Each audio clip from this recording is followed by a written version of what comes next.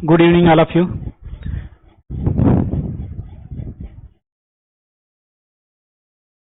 आज डिस्कस होगा आपके साथ जो है मौलिक अधिकार, फंडामेंटल राइट के बारे में आज हम डिस्कस करने वाले हैं। फंडामेंटल राइट क्या होते हैं इसके बारे में आप डिस्कस करते हैं। चलो देखते हैं क्या है फंडामेंटल के बारे में आपको जानकारी होनी चाहिए, क्योंकि हर एक एग्जाम में जो है फंडामेंटल राइट जो है पूछा जाता है, चाहे एसएससी को, चाहे यूपीएससी को, चाहे स्टेट पीसीएस। हालांकि ये जो इस समय चल रहा है, जो हम पढ़ा रहे हैं आपको, ये ज्यादातर मैक्सिमम क्वेश्चन यहाँ से फंसेगा तो स्टेट पीसीएस में उत्तर प्रदेश हो या बिहार हो या एसएससी का कोई एग्जाम हो, और यूपीएससी के लिए प्रॉपर तो है ही। आइए देखते हैं क्या है।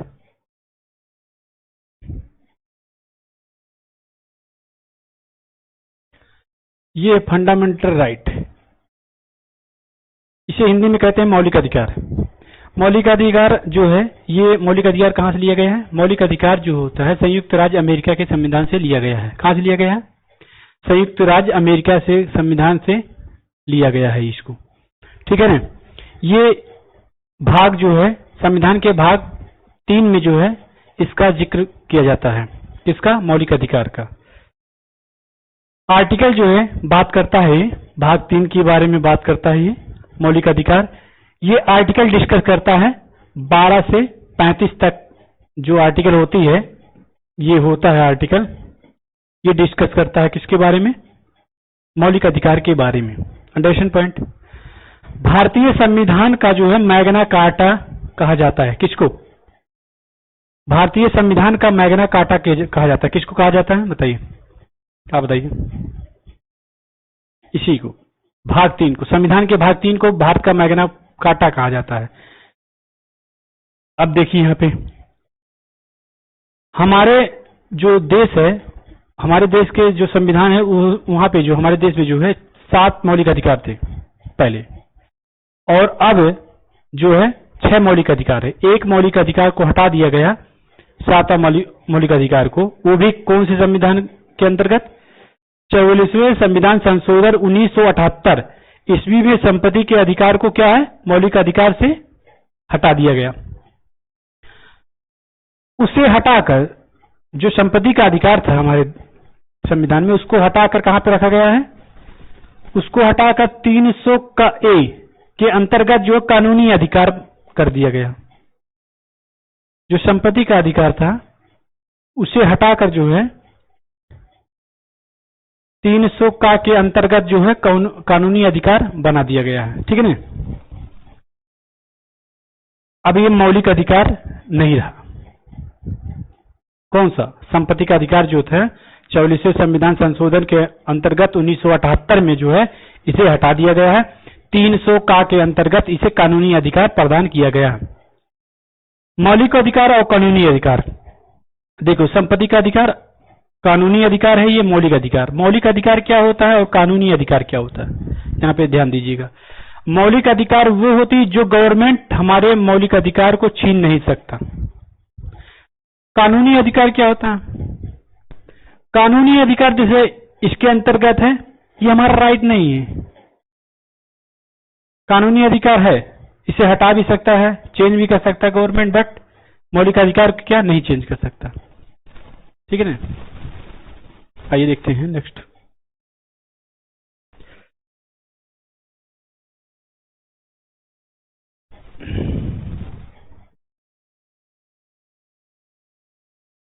मौलिक अधिकार, हमारे देश में मौलिक अधिकार 6 पाए जाते हैं अभी से प्रेजेंट टाइम में। Understand point. मौलिक अधिकार देखिएगा, एक मौलिक अधिकार है, ये शॉर्ट में जितने होते हैं इनको देख लीजिएगा। E F E R E R, ये आप याद कर लीजिए। आपके 6 मौलिक अधिकार आपको याद होगा, कंटेस्ट हो गया। E F E R E R, E F E R E R. Understand point. इसे ऐसे शॉर्टकट में इसे याद कर सकते हो, लर्न कर सकते हो। क्या है? ई फॉरर। क्या है? इफरर। Understand point. ई से क्या होता है, देखिएगा यहां पे E F E R E R, understand point. First से क्या होता है, इक्वलिटी। पहला जो है इक्वलिटी, ई से क्या है इक्वलिटी, इक्वलिटी मीन्स होता है समानता का या समता का अधिकार, अंडरस्टैंड पॉइंट। समता का अधिकार में क्या बात करता है, ये आर्टिकल जो है 14 से लेके 18 तक, 14 से लेके 18 के बीच में जो है ये समता के बारे में बात करता है, ठीक है ना, इक्वलिटी के बारे में बात करता है। इसे इंग्लिश में कहते हैं, देखिएगा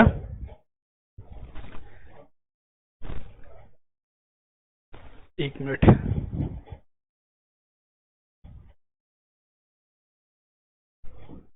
राइट टू इक्वलिटी,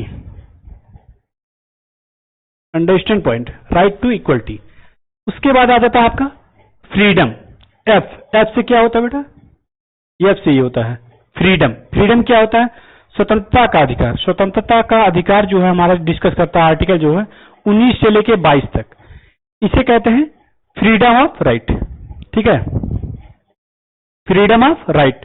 उसके बाद आ जाता है आपको ई, ई से क्या है एक्सप्लॉइटेशन। एक्सप्लॉइटेशन क्या होता है, शोषण के विरुद्ध अधिकार। क्या होता है, शोषण के विरुद्ध अधिकार,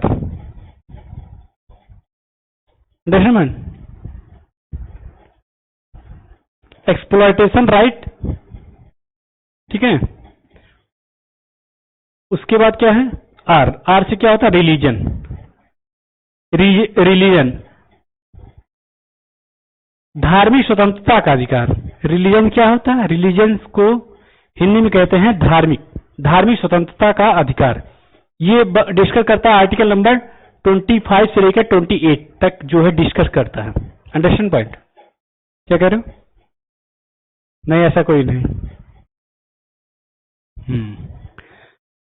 देन उसके बाद ई आता है, ई से क्या है एजुकेशन, शिक्षा के बारे में बात करता है, कल्चरल एंड एजुकेशनल राइट। इसे हिंदी में कहते हैं संस्कृति और शिक्षा संबंधी अधिकार, आर्टिकल नंबर 29 से लेकर 30 तक, ठीक है, इसके बारे में डिस्कस करता है, अंडरस्टैंड पॉइंट। नेक्स्ट उसके बाद देखिएगा सी, आर से, आर से क्या है रेमेडीज होता है, कॉन्स्टिट्यूशनल रेमेडीज। क्या, कॉन्स्टिट्यूशनल रेमेडीज, इसे कहते हैं हिंदी में संवैधानिक उपचार का अधिकार, ठीक है ना। ये सभी आप एक याद कर लीजिएगा, आपको पूरे याद हो गए मौलिक अधिकार, अंडरस्टैंड पॉइंट। समझ में आ रहा, ठीक।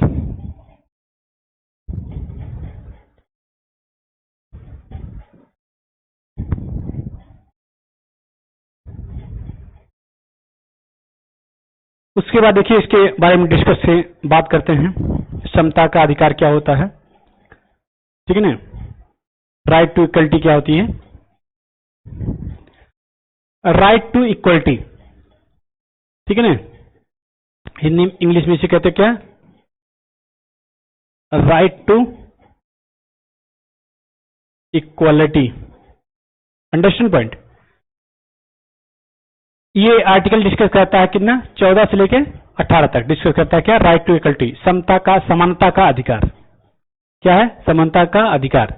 पहला आर्टिकल क्या बोलता है, 14 वाला है, आर्टिकल नंबर 14 क्या बोलता है, विधि के समझ समानता। क्या कहता है, विधि के समझ समानता। इसका अर्थ क्या होता है कि कानून के सामान्य, जो कानून होता है उसके सामने सब एक है, कानून के सामने सब एक हैं, एक समान है। राज्य सभी व्यक्तियों के लिए एक समान कानून बनाएगा तथा उन पर एक समान लागू करेगा। ये बात करता है आर्टिकल नंबर 14। कहता है जो कानून बनेगा हमारे देश में वो सभी पर एक समान रूप से लागू होगा, अंडरस्टैंड पॉइंट। आर्टिकल नंबर 15 आ जाइए, आर्टिकल नंबर 15। आर्टिकल नंबर 15 कहता है, 15 क्या कहता है, धर्म, नस्ल, जाति, लिंग और जन्म स्थान के आधार पर विभेद पर निषेध। कहता कोई भी हो, किसी भी जाति का हो, उस पर जाति भेदभाव या कैसे कपड़ा पहना है, किसी भी रेस्टोरेंट में या कोई गवर्नमेंट कार्यालय में किसी से विभेद या भेदभाव नहीं किया जा सकता। जैसे अभी साउथ की घटना है, एक मतलब बुजुर्ग व्यक्ति थे, दादाजी थे, वो धोती और कुर्ते में जा रहे थे एक रेस्टोरेंट, एक मॉल में, तो वो मॉल था या रेस्टोरेंट था, ऐसा कुछ था, तो वहां पे उन्हें जो है धोती की वजह से उनको जो है नहीं जाने दिया गया था। तो हालांकि उस जो था रेस्टोरेंट था उस पे जो है उनका केस किया गया। दर्शन पॉइंट, तो भेदभाव नहीं कर सकते।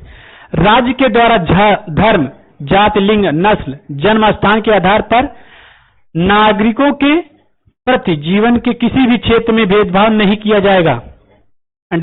ये कहता है आर्टिकल नंबर 15, इसके बारे में डिस्कस करता है। उसके बाद आर्टिकल नंबर 16 क्या बोलता है? आर्टिकल नंबर 16 कहता है लोक नियोजन के विषय में अवसर की समता। कहता है आर्टिकल नंबर 16 कहता है लोक नियोजन के विषय में अवसर की समता, ये आर्टिकल नंबर 16 कहता है। इसमें क्या है? कोई भी व्यक्ति हो, सबको गवर्नमेंट नौकरी या सार्वजनिक कार्य में लोक नियोजन के से संबंधित जो है विषयों में सभी नागरिकों के लिए जो है क्या किया जाएगा? अवसर की समानता होगी। जैसे अपवाद में देख लो, अपवाद में क्या है? आरक्षण भी आता है।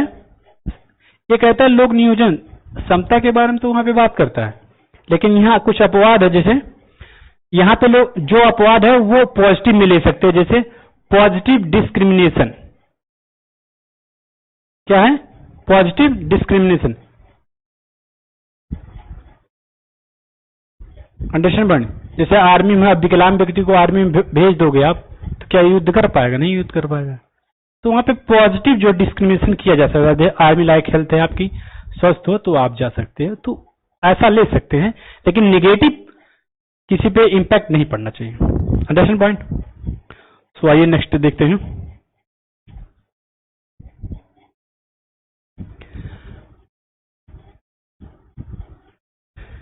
आर्टिकल नंबर देखिए आ गया आपका आर्टिकल नंबर 70। आर्टिकल नंबर 70 जो है अस्पृश्यता का अंत करता है। क्या कहता है? अनटचेबिलिटी जो होता है उसको एंड करता है। अनटचेबिलिटी क्या होती है? अनटचेबिलिटी को हिंदी में कहते हैं अस्पृश्यता। अस्पृश्यता को हिंदी में कहते हैं एक छुआछूत, समझिए इसे कहते हैं। इसके अंतर्गत जो है अस्पृश्यता को एक जो है दंडनीय अपराध घोषित किया गया है। कैसे? जैसे कोई निम्न जाति का हो या कोई उच्च बिरादरी को हो, तो उच्च जो जाति वाला होता है वो उसको अगर परेशान करता है निम्न जाति को या छोटे जाति के व्यक्ति को, तो ये जो अस्पृश्यता का यहाँ पे जो अंत किया जाता है कि अब जो है किसी को परेशान नहीं कर सकते आप। यदि कोई ऐसा उच्च वर्ग वाला किसी निम्न वर्ग को दबाना चाहता है, ऐसा करता है, तो उसके ऊपर क्या किया जाएगा? ये रोक लगाता है। Article number 17। आर्टिकल नंबर 17 ये कहता है, क्या कहता है आर्टिकल नंबर 17? आप किसी धर्म, जाति, रंग के आधार पर उसे छुआछूत का भेदभाव नहीं कर सकते। किसी रेस्टोरेंट में बैठे हो, जैसे कई बात देखते हैं हम, आप देखे होंगे यूट्यूब पे, तो कई लोग थोड़ा सा हाई फाई बैठ जाते हैं रेस्टोरेंट में, या कोई भिखारी या कोई गरीब है, पैसा दिया है और रेस्टोरेंट में बैठ गया, तो कई लोग कहते हैं हम हमारी स्टैंडर्ड का नहीं है, इनको बगल हटा दीजिए। तो ऐसा नहीं कर सकते, ठीक ना? अगर यदि आप करते हो, यदि वो व्यक्ति जो बैठा है वो आपके ऊपर जो है अनटचेबिलिटी का केस कर देगा, तो आपको सजा हो सकती है। इसलिए कभी भी ऐसा मत कीजिएगा। अंडरस्टैंड? आर्टिकल नंबर जो है आप 18 के बारे में बताइए। उपाधियों का अंत करता है। कौन सी उपाधियों का अंत करता है? कोई बताएगा? Article number 18। क्या कह रहे हो? शायरी वायरी नहीं आती, सुना देंगे, कोई दिक्कत नहीं, ठीक है नहीं? ठीक है, ये कहता है उपाधियों का अंत करता है। इसके अंतर्गत कौन सी उपाधियों का अंत होता है? देखिएगा, इसके अंतर्गत उपाधियों समाप्त कर दी गई हैं। अब भारत का कोई भी नागरिक अपने नाम से पहले उपाधि नहीं लगा सकता। कौन सी उपाधि? यहां पे उदाहरण में कौन सी उपाधि है? देखो यहां उदाहरण में है, क्या लिखा है? से पूर्व कुछ विद्यार्थी जैसे कुछ विद्यार्थी या कुछ उपाधियों जैसे कि महाराजा, सुल्तान, बादशाह, राय बहादुर, इस तरह की कोई भी उपाधि समाप्त कर, सभी उपाधियां क्या कर दी, समाप्त कर दी। ऐसी उपाधि अब आप अपने नाम के आगे नहीं लगा सकते हो या नाम के पीछे नहीं लगा सकते हो। हालांकि आपके पास डिग्री है, उसके हिसाब से आपको बोला जाता है। जैसे पीएचडी का लिए तो पीएचडी का डिग्री लग जाता है। यहाँ पे एजुकेशन से रिलेटेड आप लगा सकते हो, बट कोई राजा से रिलेटेड नहीं लगा सकते। Understand point. जैसे आप प्रोफेसर है तो प्रोफेसर का डिग्री में हो जाएगा, डॉक्टरी का लिए तो डॉक्टरी लग जाता है। Understand point. ये सब उपाधियां महाराजा है, सुल्तान है, बादशाह है और राय बहादुर है, ऐसी उपाधियों को समाप्त करता है आर्टिकल नंबर 18। Understand point. फिर उसके बाद क्या कहता है, राष्ट्रीय पुरस्कार जैसे कि भारत रत्न, पद्म विभूषण, पद्म, ये विभूषण आदि के लिए जा सकता है, पर इन्हें उपाधि के रूप में प्रयोग नहीं किया जा सकता है। पद्म विभूषण पाए हो, भारत रत्न पाए हो, पद्म पाए हो, ऐसे जो पुरस्कार होते हैं, ठीक है ना, आपको राष्ट्रपति द्वारा दिया जाता है, तो इसका यूज जो है अपने निजी के लिए नहीं लगा सकते। जैसे आप अपने जैसे कई लोग गांव में देखोगे तो बोर्ड एक बनवाते हैं, डॉक्टर, एमडी या आईएएस ऐसे, तो ये उपाधि यहाँ पे नहीं लगा सकते कि भारत रत्न बाई, ठीक है ना, भारत रत्न ऐसे लिख के अपना बोर्ड नहीं लगा सकते, ये बैन है। बट डॉक्टरी वाला लगा सकते हो, जैसे डॉक्टर हो आप हो, ठीक है ना, प्रोफेसर वगैरह, ये सब चलता है एजुकेशन फील्ड से। इसमें कुछ अपवाद हैं, ठीक है, अभी बता देंगे, टेंशन न लीजिए आप, ठीक है ना। इसमें अब एजुकेशन आर्मी रैंक को जो है प्यारेलाल दुरेडिया द्वारा अनुभव कह रहा है, एजुकेशन राइट में होता है और आर्मी होता है। अब आर्मी कोई अपवाद तो नहीं है, क्योंकि इसमें यदि आप फिजिकल रूप से जो है स्ट्रांग नहीं तो आप लड़ नहीं सकते हो, ठीक है ना, तो ये डिस्क्रिमिनेशन नहीं इसे बोल सकते, ठीक है ना, ये कंपलसरी भी है, हमारे देश की सुरक्षा की बात होती है, तो इस पे ना जाइए आप। अंडरस्टैंड पॉइंट, राइट के लीजिए।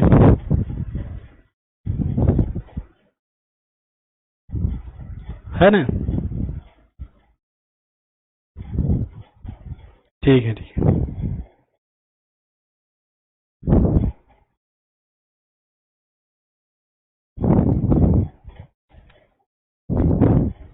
कौन सा शायरी सुनना है आपको? अरे यार, सब शायरी मार दे इसका मतलब जरूरी है हम भी मारेंगे। मान लीजिए किसी को नहीं पता तो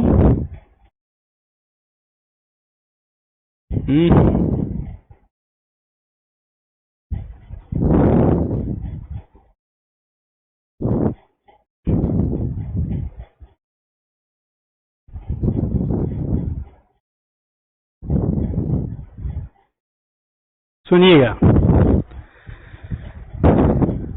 ठीक है, सुन लो। हम अपनी इसी अदा पर थोड़ा गुरूर करते हैं, हम अपनी इसी अदा पर थोड़ा गुरूर करते हैं, नफरत हो या हम मोहब्बत दोनों भरपूर करते हैं। Understand point? दोबारा, ठीक है। हम अपनी इसी अदा पर थोड़ा गुरूर करते हैं, हम अपनी इसी अदा पर थोड़ा गुरूर करते हैं, नफरत हो या मोहब्बत दोनों भरपूर करते हैं।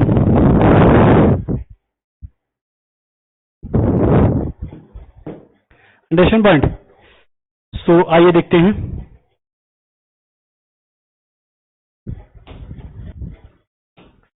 ये हो गया होगा।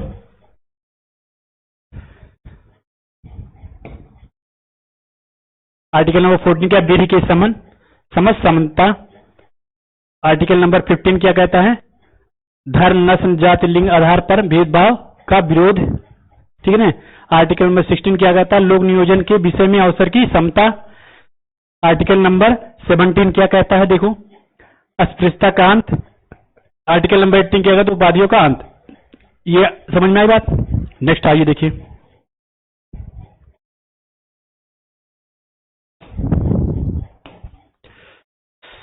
इसमें है स्वतंत्रता का अधिकार।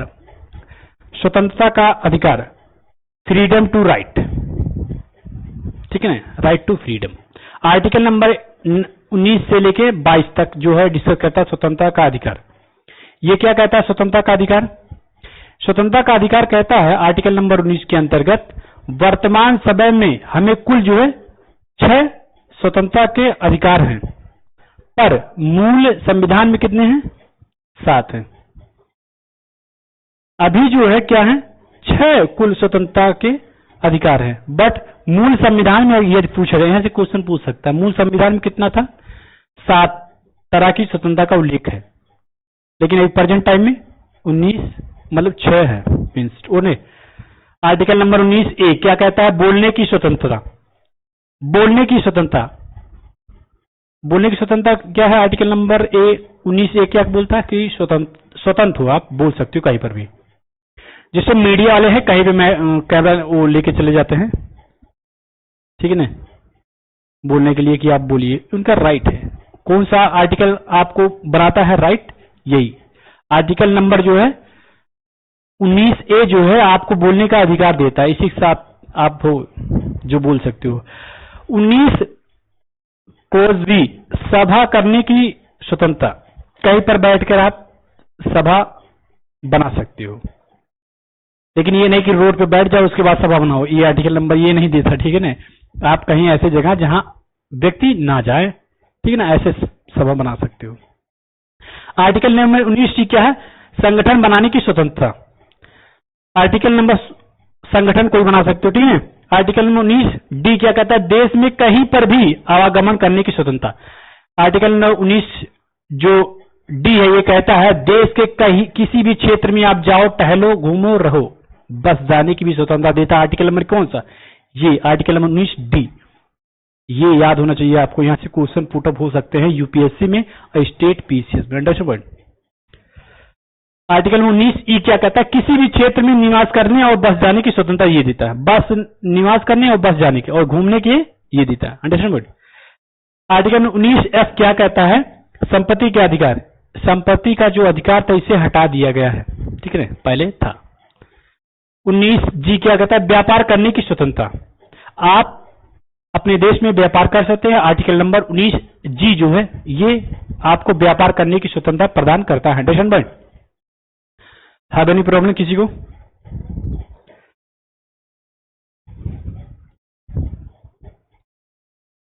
उसके बाद देखिएगा आर्टिकल नंबर 20 क्या कहता है? आर्टिकल नंबर 20 कहता है दोष सिद्ध के संबंध में संरक्षण। कहता है कोई भी व्यक्ति हो दोषी पाएगा वो, उसके सिद्ध के संबंध में जो है संरक्षण भी मिलता है। क्या कहता है? इसके अंदर 3 प्रकार की स्वतंत्रता का वर्णन किया गया। आर्टिकल नंबर 20 इसके अंतर्गत 3 प्रकार की स्वतंत्रता का वर्णन है। कैसा? पहला, एक अपराध की एक सजा। ये क्या कहता है? कहता है कोई भी अपराध हो, एक अपराध की हो उसकी एक ही सजा होगी, मतलब कई ठीक नहीं सजा दे सकते हो। अंडरस्टैंड? दूसरा क्या है? ये कह रहा अपराध करते समय जो कानून बना है उसी के तहत सजा। ये क्या कहना चाहता है? ये ध्यान देने वाली बात है। अपराध करते समय जो कानून बना है उसी के तहत सजा। ये कहता है कि जिस समय आपने अपराध किया उस समय जो कानून बना उसी के अंतर्गत आपको सजा होगी। ये नहीं कि अमेंडमेंट दूसरा होगा, कोई संशोधन किया गया उसके अंतर्गत जो पहले आपने कोई अपराध किया उस पर सजा होगी। नहीं, अमेंडमेंट जो हुआ संशोधन इस आधार पर उसको नहीं किया जाएगा। जैसे आपने 2016 में कोई अपराध किया है, ठीक है ना, उस समय जो कानून बना था उसके हिसाब से आपको जो है दंड दिया जाएगा। नहीं, ये नहीं कि आज जो संशोधन उसमें हुआ उसके अनुसार दिया जाएगा, ऐसा नहीं होगा, ठीक है ना। उसके बाद क्या कहना चाहिए? खुद के खिलाफ गवाही देने के लिए बाध्य नहीं किया जा सकता। आप जैसे हो, आप स्वयं के लिए गवाही देने के लिए बाध्य नहीं हो, ये कहता है। Understand by? आर्टिकल नंबर 21 क्या कहता है? 21 क्या कहता है? प्राण एवं दैहिक स्वतंत्रता। सभी को जीवन जीने की इच्छा होती है, बहुत लोग मरने की इच्छा भी होती है, क्यों? हाँ, तो ये कहता है इसके अंतर्गत सभी व्यक्तियों को जो है कानूनी सीमा के भीतर देखो इसके अंतर्गत सभी व्यक्तियों को कानूनी सीमा के अंदर जीवन जीने का अधिकार है। ये नहीं कानून के बाहर भी जी सकते। कानून के बाहर में समझ रहे हो आप? जैसे एक किसी को मारकर या गाड़ी आप चला रहे किसी को ढकेल दे इधर उधर, ऐसा नहीं कर सकते थे। कानून के दायरे में काम आपको रहना है। किसी भी व्यक्ति से जीवन जीने का अधिकार छीना नहीं जा सकता। Article number 19, article number 21A क्या कहता है? शिक्षा का अधिकार। ये इंपॉर्टेंट है। आर्टिकल नंबर 21A क्या कहता है? शिक्षा का अधिकार क्या कहता है? आर्टिकल देखिएगा 86वें संविधान संशोधन 2002 के अंतर्गत 6 से 14 वर्ष की आयु के समस्त बच्चों के लिए शिक्षा निःशुल्क अनिवार्य करने का प्रावधान जोड़ा गया है इसके अंदर। Understand point?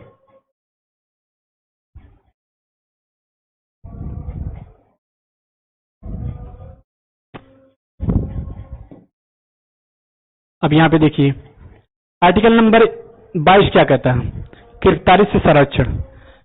आप गिरफ्तार भी हो गए उसके बाद भी आपको संरक्षण प्रदान किया जाएगा। पहला क्या है? अपराध के बाद दंडात्मक निरोध। ठीक है ना? इसमें क्या बताया गया है?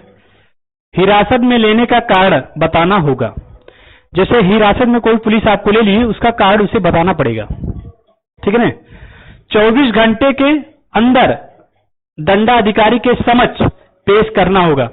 जैसे कोई पुलिस आपको पकड़ ली गई, ठीक है ना? आर्टिकल 22 के अंतर्गत क्या? गिरफ्तारी संरक्षण। ये इंपॉर्टेंट है सभी बच्चों के लिए जो पढ़ते हैं। ठीक है ना?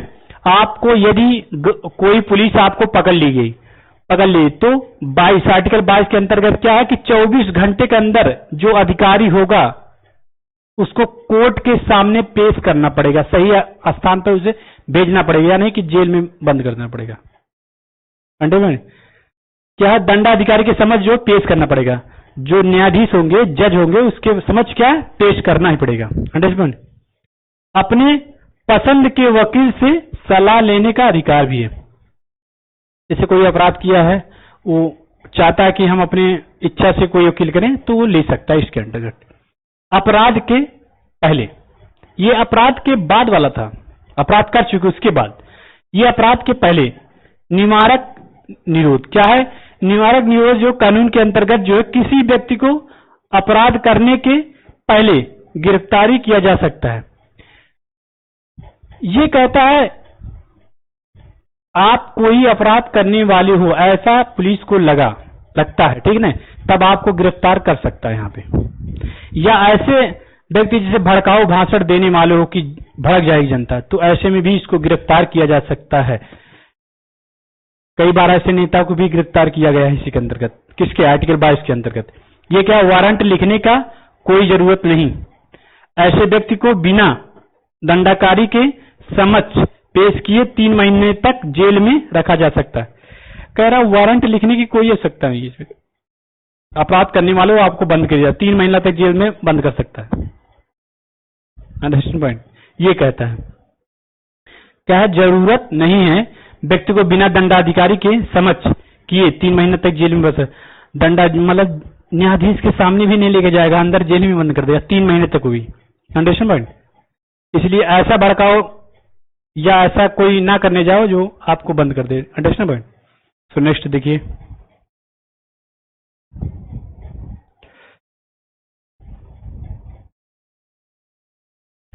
ये क्या कहता है? शोषण के विरुद्ध अधिकार। शोषण के विरुद्ध अधिकार आर्टिकल नंबर 23 से लेकर 24 तक। आर्टिकल नंबर कहता है 23 क्या कहता है? मानव के दुर्व्यवहार और बंधुओं मजदूरी पर प्रतिबंध। मानव का दुर्व्यवहार क्या होता है? अब बंधुआ जो मजदूर पर प्रतिबंध। जैसे कोई व्यक्ति है, कोई लेबर की नौकरी करने जाता है तो उसको बंधुआ मजदूर नहीं बना सकते कि आपको इतने में करना है, आपको कहीं जाना नहीं रहेगा। मतलब ऐसे वो स्वतंत्र है, उसकी इच्छा करेगा नहीं तो जा सकता है। Understand point? कोई जैसे फैक्ट्री में काम करता है, इसके बारे में डिस्कस करता है ये आर्टिकल नंबर। ये भी इंपॉर्टेंट है। इसके अंतर्गत किसी भी व्यक्ति को खरीद बिक्री नहीं किया जा सकता है। किसी भी व्यक्ति को, यहाँ पे पर्सन की बात हो रहा है ना कि वस्तु की। यहाँ पे कोई भी व्यक्ति को खरीदा या बेचा नहीं जा सकता। पहले जो दास प्रथा था, दास प्रथा में क्या था, दास मतलब जो दास होते उसको खरीदा या बेचा जाता था। आप देखो साउथ अफ्रीका में एक बार इसी पक्ष को लेकर जो है आंदोलन किए थे। किसने? गांधी जी ने, महात्मा गांधी जी ने। Understand point? किसी व्यक्ति को बेचा या खरीदा नहीं जा सकता इसके अंतर्गत, ठीक है ना। उल्लंघन करना एक दंडनीय अपराध है। क्या कह रहा? और ना ही उसे जबरदस्ती मजदूर करवाया जा सकता है। अगर कोई जबरदस्ती आपसे मजदूरी करवाना चाहता है तो उस पर जो है कार्रवाई होगी। अंडरस्टैंड? करवा सकते हैं। आर्टिकल नंबर 24 क्या कहता है? बाल नियोजन पर प्रतिबंध। ये कहता है किसी भी फैक्ट्री में आप जाओगे, अगर 18 साल से नीचे हो, 16 साल से नीचे, तो आप पे जो है क्या होगा? केस हो जाएगा उस कंपनी के मालिक पर, कंपनी पर। Understand point? बंद भी हो सकता है। 14 वर्ष से कम आयु के किसी बच्चे को कारखाना, खाद्यान्नों, अन्य जोखिम भरे कामों पर नियुक्त नहीं किया जा सकता। Understand point? कह रहा ऐसे जगह 14 साल से अधिक कम है बच्चों, कारखानों में, उद्योगों में, जहां जोखिम भरी घटनाएं होती हैं, वहां पे इसको जो है नहीं रखा जाएगा। Understand point?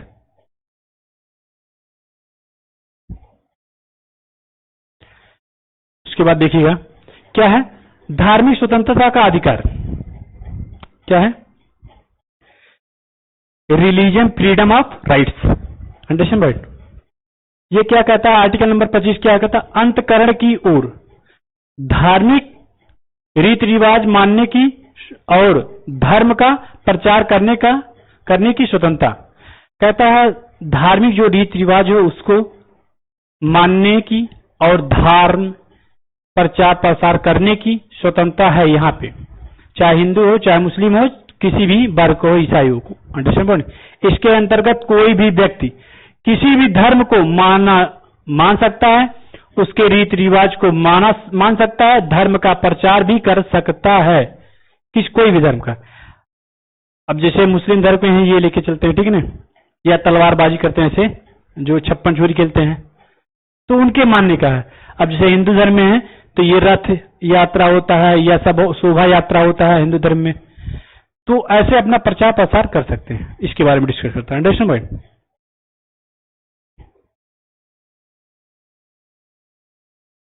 अब देखिएगा यहाँ पे आर्टिकल नंबर 26 क्या है?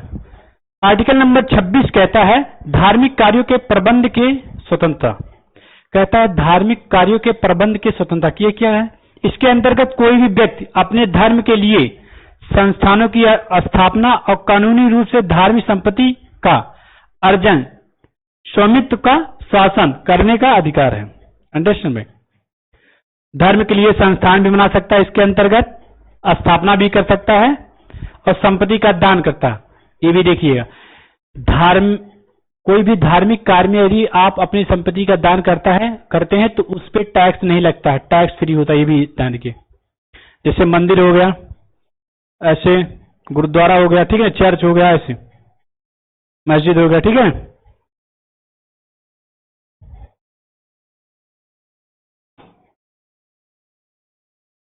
अब आर्टिकल नंबर 27 क्या? धार्मिक कार्यों के लिए धन कर मुक्त। कहता है धार्मिक कार्यों के लिए जो है धन मुक्त, जो कर होता है वो मुक्त है। कैसे? आर्टिकल नंबर 27 कहता है धार्मिक कार्यों के लिए धन मुक्त। राज्य किसी भी व्यक्ति को ऐसे कर देने के लिए बाध्य नहीं कर सकता जिसकी आय किसी विशेष धर्म अथवा धार्मिक संप्रदाय की उत्पत्ति, पोषण के लिए व्यय की गई हो। अंडरस्टैंड? वही चीज जो फ्री में है। अंडरस्टैंड? आर्टिकल नंबर 28 क्या कहता है? सरकारी खर्च से चलने वाली संस्थानों में धार्मिक शिक्षा नहीं दी जा सकती है। तरह सरकारी खर्च जो गवर्नमेंट खुद पे करती है, वैसे संस्थानों में, वैसे स्कूलों में, विद्यालयों में धार्मिक शिक्षा नहीं दी जा सकती। अब कई लोग कहेंगे क्यों नहीं दी जा सकती? मान लीजिए वहां पे हिंदू, मुस्लिम, सिख, ईसाई सभी हैं, वहां पे हिंदू जो है उनके ही व्यक्ति पढ़ा रहे हैं, तो वो कहेंगे हिंदू को मानो, हिंदू धर्म को मानो, देवी देवता को मानो। मान लीजिए उस कहीं और जगह है, गवर्नमेंट स्कूल है, वहां पे ईसाई हैं, तो ईसाई वाले कहेंगे नहीं ईसा मसीह को मानो या इनकी पूजा करो, या मुस्लिम धर्म के हैं तो कहेंगे नहीं अल्लाह को मानो इनको मानो, ऐसे। तो इस पे पाबंदी लगाई जाती है, क्योंकि वहां पे हर एक वर्ग के व्यक्ति जाते हैं, जिसकी इच्छा होगी वो मानेगा, जिसकी इच्छा नहीं होगी वो वहां से छोड़ देगा। अंडरस्टैंड भाई? इसलिए यहाँ पे पाबंद लगाते हैं कि सरकारी खर्च से चलने वाली धार्मिक शिक्षा नहीं दी जाएगी। चलने वाले संस्थानों में धार्मिक शिक्षा नहीं दी जा सकती, मतलब धर्म के बारे में नहीं बताया जा सकता। धर्म के बारे में हालांकि जानकारी दे सकते हो, ऐसी बात नहीं, लेकिन आप उस पर प्रेशर नहीं दे सकते कि ये धर्म अच्छा है, ये धर्म बुरा। इसके अंतर्गत सरकारी खर्च से चलने वाली किसी भी शिक्षा संस्थान में कोई भी धार्मिक शिक्षा नहीं दी जाएगी। ऐसे शिक्षा संस्थान अपने विद्यार्थियों को किसी धार्मिक अनुष्ठान में भाग लेने या किसी धर्म उपदेश को जबरदस्ती सुनने बाध्य नहीं कर सकते। मतलब अपने धर्म का प्रचार प्रसार करने किसी भी व्यक्ति को आप बाध्य नहीं कर सकते कि इसे मानिए। Understand point? समझ में आ रही है? Thank you. आपको क्या प्रॉब्लम? जहां पे नहीं जिसको आएगा समझ में बता देगा, ठीक है ना? तुम हादम शायरी बोलते हो, शायरी आदम नहीं बोला जाता। आर्टिकल नंबर देखो, आ जाइए। आर्टिकल नंबर, सॉरी ये तो पढ़ा चुके ना।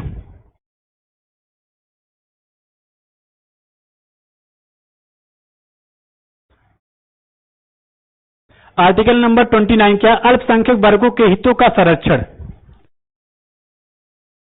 ये आ जाता है, क्या है? पांचवा वाला जो संस्कृति और शिक्षा संबंधी अधिकार, आर्टिकल नंबर 19 से लेके 29 से लेके 30 तक बात करता है आर्टिकल, ठीक है ना? क्या है? इसे हिंदी में कहते हैं culture and educational right. Understand point? इसके अंदर क्या आता है?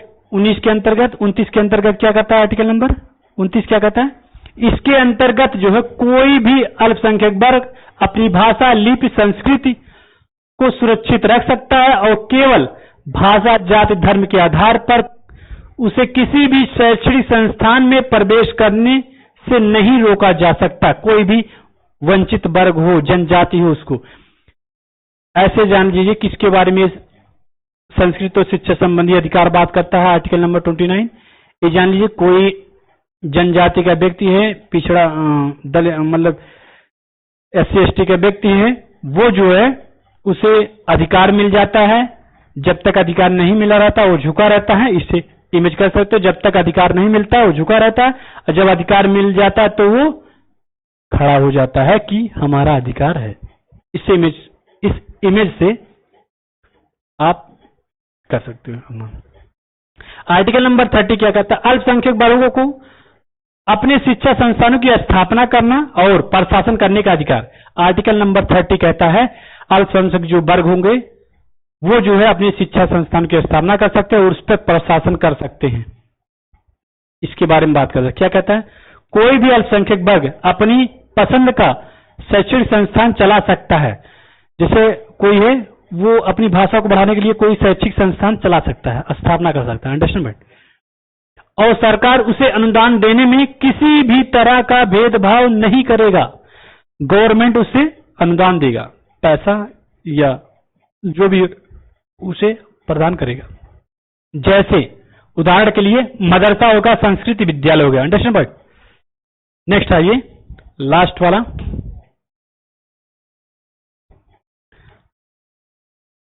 ये क्या है? छठवां, संवैधानिक उपचारों का अधिकार। ये कहता है, क्या कहता है? Constitutional remedies. ठीक है। आर्टिकल नंबर 30, आर्टिकल नंबर 32 ये कहता है, आर्टिकल नंबर 32 कॉन्स्टिट्यूशनल रेमेडीज।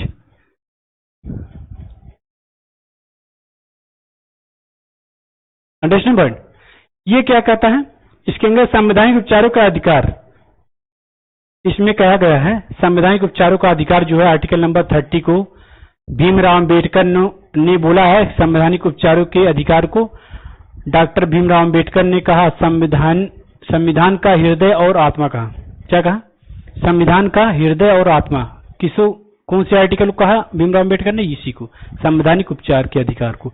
संवैधानिक उपचार के अधिकार को भीमराव अम्बेडकर ने हृदय और आत्मा कहा।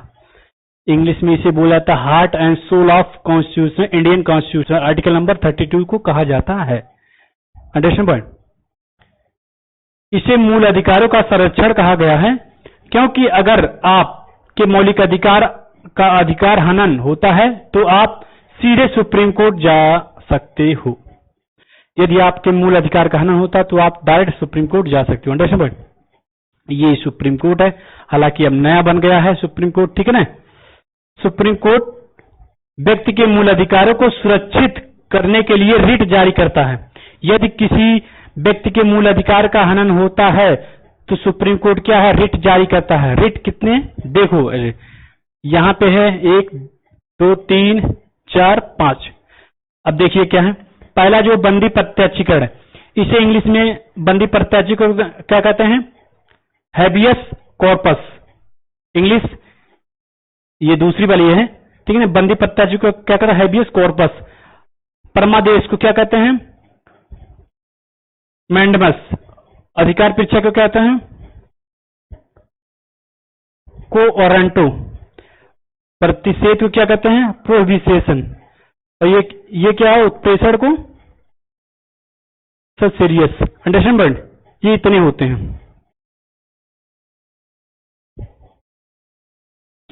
पहला वाला देखिएगा, बंदी प्रत्याशीकरण, हैबियस कॉर्पस क्या है? बंदी प्रत्याशीकरण में शरीर को प्रस्तुत करना होता है। किसको प्रस्तुत करना है? शरीर को। शरीर को आपको वहां पे जाना पड़ेगा, प्रेजेंट होना पड़ेगा। बंदी प्रत्याशीकरण जो अगर लागू हो गया, ठीक है ना, शरीर को प्रस्तुत करना। जब किसी व्यक्ति को यह लगता है कि उसे अवैध रूप से जेल में रखा गया है, तब सुप्रीम कोर्ट हिरासत में लेने वाले अधिकारी को आदेश देता है।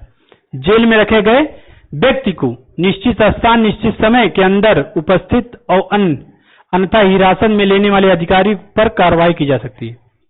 यहाँ पे देखो, ये चित्र से समझ सकते हो, ये जज साहब हैं, ये बंदी प्रत्याशीकरण लागू कर दिए हैं। इनको बोलेंगे कि उस जो व्यक्ति को उसे सही समय पे सही जगह पे आप पहुंचाओ।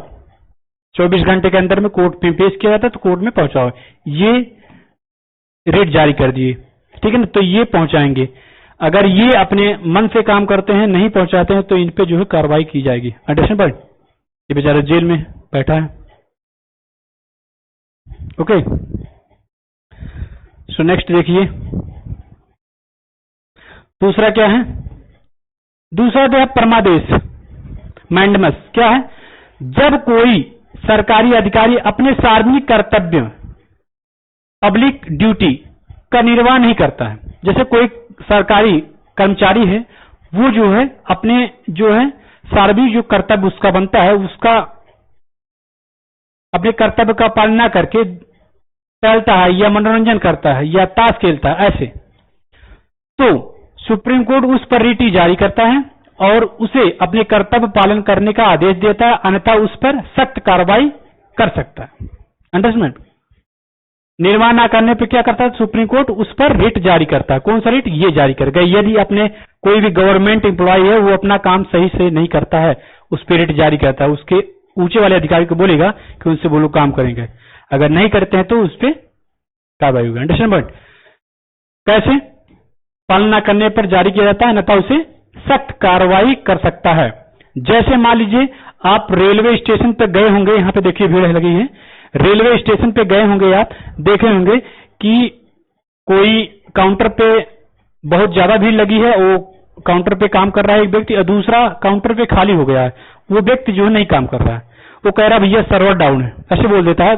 आप जाएंगे गवर्नमेंट में, यदि ऐसे बोलता है, फिर जाते हैं देखते हैं ऐसे बोलता है, और फिर आप देखते हैं कि वो सर्वर डाउन नहीं है, सर्वर चल रहा है, वो वहां पे मीटिंग बैठा के अपना ताश खेल रहा है, तो ऐसे व्यक्ति पे आप कार्रवाई कर सकते हो। ठीक है ना? समझ में आएगा? ऐसे में आइए, अब यहां पे देखिए लास्ट वाला क्या है? अधिकार परीक्षा, को वारंट। को वारंट क्या होता है? या रिट तब जारी किया जाता है जब कोई व्यक्ति गैर कानूनी तरीके से कोई सरकारी पद प्राप्त कर लेता है। जैसे मान लीजिए आप पढ़ाई कर रहे हो, आपके बगल में भी कोई पढ़ाई कर रहा है, दो व्यक्ति पढ़ाई कर रहा है और अचानक वो आया, आपका दरवाजा खटखटाया कि भाई मेरी नौकरी लग गई है, ठीक है ना। तो जो पढ़ रहा अंदर वो तो बोला कि हमारा तो हुआ नहीं, और पता चला वो कमजोर भी है जिसकी गवर्नमेंट नौकरी लगी है, ठीक है, और वो पैसे देकर जो है वो गवर्नमेंट नौकरी ले लिया है, जो कि उस पद के लायक नहीं है। तब पर जो है अधिकार परीक्षा की जो है केस हो जाएगा। Understand point. दूसरा क्या है? प्रतिषेध, प्रोहिबिशन या आदेश जो सर्वोच्च न्यायालय या उच्च न्यायालय द्वारा निम्न न्यायालय को जारी किया जाता है। इसके प्रतिषेध का मतलब क्या होता है? मीन्स क्या होता है?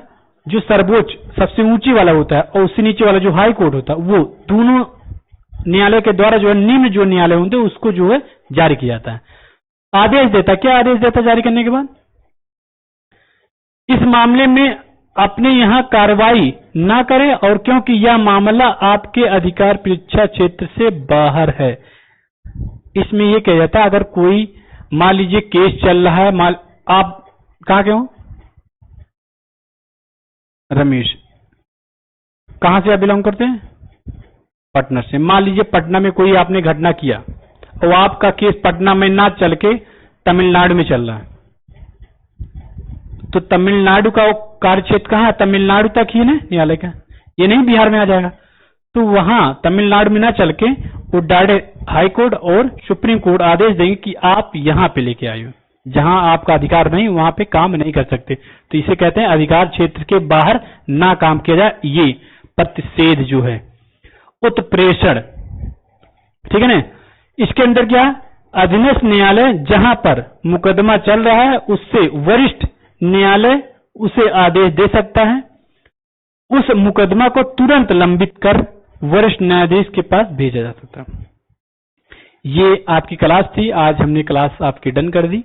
सो अगर कोई कंफ्यूजन होगा तो आप इसमें आकर डिस्कस कर सकते हैं। Understand point. तो thank you so much for all of you. मिलते हैं आपके नेक्स्ट क्लास में।